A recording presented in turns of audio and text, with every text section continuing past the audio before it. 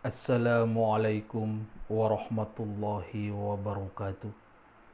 Bismillahi masyaallah la yasukul khaira illallah. Bismillahi masyaallah la yasrifus su'a illallah.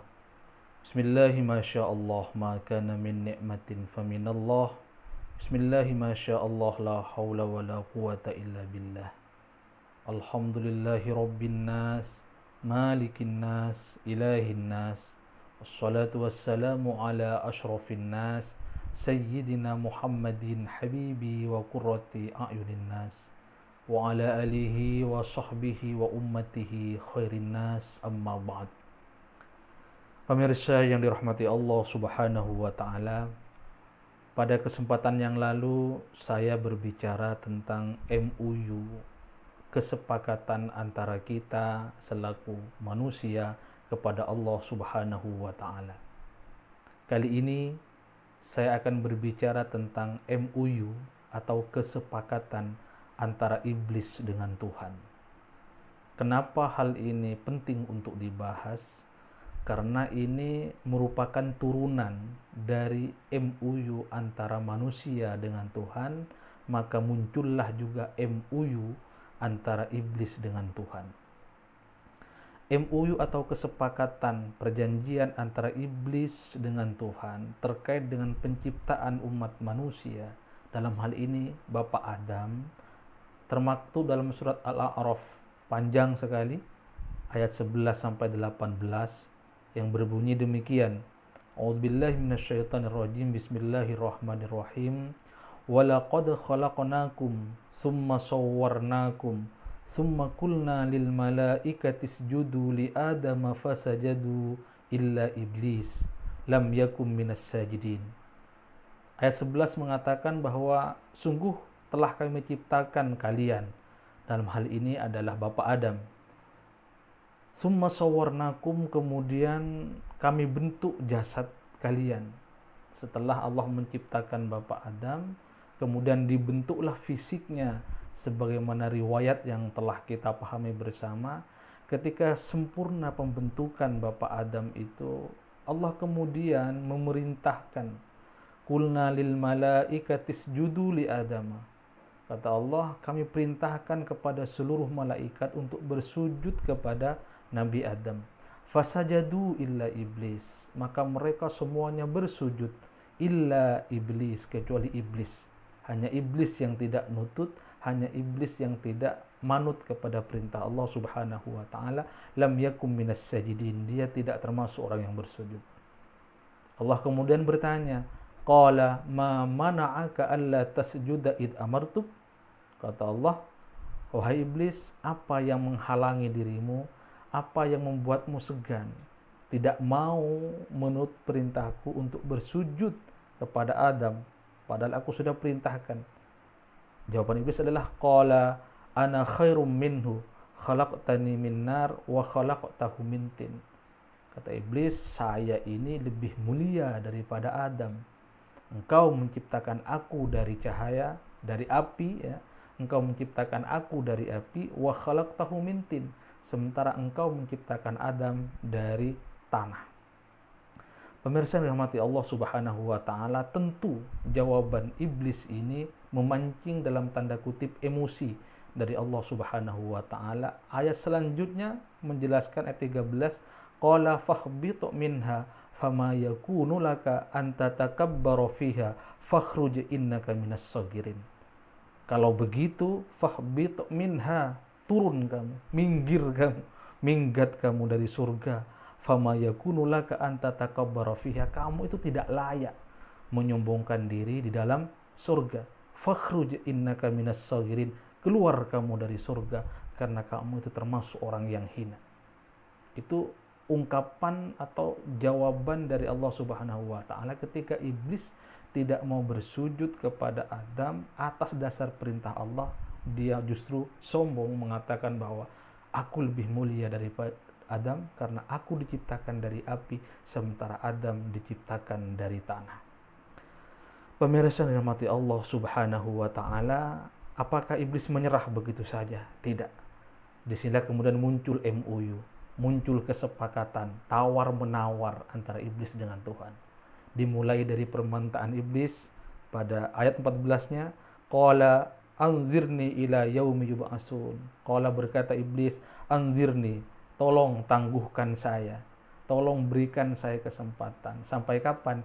Ila yaumi yub'atsun, sampai hari mereka dibangkitkan. Artinya tolong kasih saya kesempatan untuk melakukan sesuatu sampai hari kebangkitan, sampai hari kiamat. Apa jawaban Allah? Apakah Allah merekomendasi? Ternyata dalam konteks ini Allah merekomendasi terhadap permintaan iblis. Allah kemudian memberikan rekomendasi, qala innaka minal mundzirin. Oke, kalau begitu kamu saya beri kesempatan untuk melakukan apa yang kamu mau tersebut. Silakan, kamu akan saya tangguhkan sampai hari kiamat. Kemudian iblis menjawab, qala fabima aghwaytani la'aq'udanna lahum siratakal mustaqim. Berkata iblis, dengan sebab engkau telah menghukum saya sesat, kata iblis, la'aq'udanna lahum siratakal mustaqim, maka akan saya halangi mereka, akan saya halangi umat manusia untuk mendapat jalanmu yang lurus. Akan saya halangi mereka untuk menuju jalanmu yang lurus. Summa la'atiyannahum min baini aydihim wa min khalfihim wa an aymanihim wa an syama'ilihim. Kata iblis, diteruskan oleh iblis, saya akan mendatangi mereka, saya akan menggoda mereka, min baini aydihim, dari sisi depannya, wa min khalfihim, juga akan saya goda mereka dari belakang, wa an aymanihim, dan akan saya goda mereka dari sisi kanannya, wa an syama'ilihim, dan akan saya goda mereka dari sisi kirinya. Wala tajidu aktsarahum syakirin, dan kamu Allah, kata iblis, tidak akan pernah menjumpai mereka kecuali sedikit yang bersyukur. Gak akan pernah dijumpai mereka yang banyak bersyukur, kecuali hanya sedikit saja yang bersyukur. Pemirsa yang dirahmati Allah Subhanahu wa taala, dalam dialog sehingga terjadinya munculnya MUI ini, paling tidak kita bisa menyimpulkan 4 hal. Pertama, iblis itu akan menyerang kita. Ini isi MUI-nya, ada 4 sisi yang akan dimanfaatkan oleh iblis. Yang pertama, iblis itu akan menggoda kita, akan menyesatkan kita, mim baini aidihim, dari arah depan dulu. Dari arah depan iblis akan menyerang kita, akan menggoyahkan kita.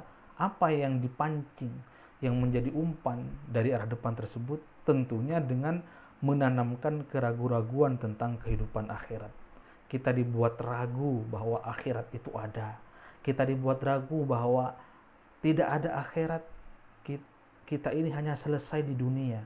Tidak ada hari pembalasan, ya. Tidak ada pencatatan amal kebaikan. Semuanya selesai di dunia.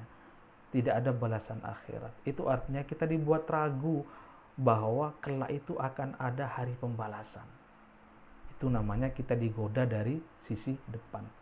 Kemudian kita juga akan digoda wa min khalfihim, dari belakang. Di depan kita digoda dengan cara ditanamkan keraguan-raguan tentang akhirat. Kemudian dari belakang, wa min khalfihim, kita akan digoda dari sisi belakang. Apa yang menjadi umpan iblis untuk menggoda kita dari sisi belakang? Yaitu dengan menumbuhkan rasa terlalu cinta terhadap dunia. Dari belakang kita diiming-imingi bahwa dunia adalah segala-galanya. Dunia ini milik kita, bahwa hanya dengan menggapai dunialah maka kebahagiaan itu akan tercapai. Dunia adalah segala-galanya, dengan kita memiliki dunia maka kebahagiaan dunia akhirat pasti akan tercapai. Terlalu cinta kepada dunia itu menjadi salah satu umpan iblis dari arah belakang. Pemirsa yang dirahmati Allah Subhanahu wa taala, kemudian sisi yang ketiga, wa an aymanihim, yaitu kita akan digoda dari arah kanan. Dari arah kanan kita akan digoda oleh iblis. Apa yang menjadi umpan iblis dari sisi kanan tersebut? Yaitu dengan menanamkan keraguan kepada kita tentang syariat, tentang agama. Agama dibuat ragu oleh iblis, seakan-akan agama sudah tidak penting. Agama bukan lagi urusan menjadi sebuah prinsip dalam hidup. Agama hanyalah urusan pelajaran di madrasah. agama hanya urusan di pesantren, agama tidak layak dibawa untuk mengurusi negara misalnya, agama tidak layak dibawa untuk mengurusi kepentingan di masyarakat, karena agama hanyalah bagian dari pelajaran keagamaan. Dibuat ragu terhadap agama, dibuat ragu terhadap syariat, sehingga hukum agama tidak lagi dipakai. Ini adalah godaan iblis dari sisi kanan. Bagaimana kita ragu terhadap keberadaan agama. Pemirsa yang dirahmati Allah Subhanahu wa taala, kemudian kita yang terakhir akan digoda dari sisi syama'ilihim, dari sisi kiri. Apa yang menjadi umpan iblis dari sisi kiri? Yaitu adalah merangsang kita, merangsang umat manusia untuk berbuat maksiat. Kita digoda untuk selalu bermaksiat, itu pancingan dari sisi kiri, sehingga menganggap kemaksiatan itu adalah sebagai sebuah kesenangan, dosa itu sebagai sebuah hobi, kemudian bermaksiat dipandang indah dan menguntungkan seakan-akan menurut pandangan kita. Inilah godaan iblis dari berbagai sisi. Dari depan kita digoda bagaimana kita ragu terhadap akhirat, dari belakang kita digoda bagaimana kita cinta kepada dunia, dari kanan kita dibuat ragu bagaimana kita ragu kepada syariat dan kepada agama, dari kiri kita digoda bagaimana kita bisa cinta kepada maksiat, kita bisa hobi kepada maksiat. Dari empat sisi inilah kemudian kita perlu antisipasi, kita harus jaga diri kita agar selamat. Segala empat penjuru, depan, belakang, kanan, kiri, kita akan diserang oleh iblis sebagaimana kontraknya kepada Tuhan yang pelaksanaannya hari demi hari telah kita ikuti bersama. Oleh karena itu, mari kita pertahankan akidah kita, mari kita jaga iman kita, kita kuatkan keyakinan kita bahwa kita tidak akan pernah kalah kepada iblis, walaupun dia sudah mempunyai kontrak, mempunyai MOU dengan Tuhan bahwa pasti akan menyerang kita dari empat sisi tersebut. Semoga kita diberikan kekuatan oleh Allah Subhanahu wa taala untuk melawan kekuatan iblis, sehingga kita bisa menjadi orang yang selamat dunia dan akhirat. Hanya ini yang dapat saya sampaikan. Semoga bermanfaat. Wassalamualaikum warahmatullahi wabarakatuh.